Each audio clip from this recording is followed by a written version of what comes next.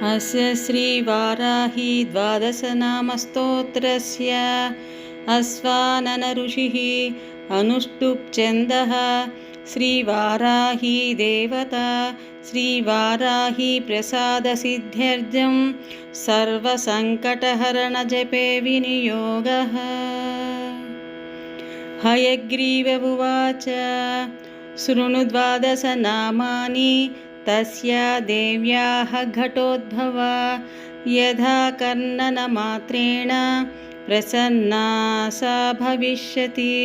पञ्चमी दण्डनाथा च संकेता समयेश्वरी तदा समयसंकेता वाराही पौत्रिणी शिव।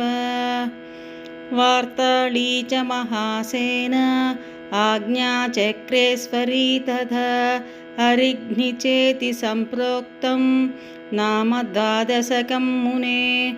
नाम द्वादशकाभिज्ञ वज्रपञ्जरमज्जगः संकटे दुःखमाप्नोति न कदाचन मानवः।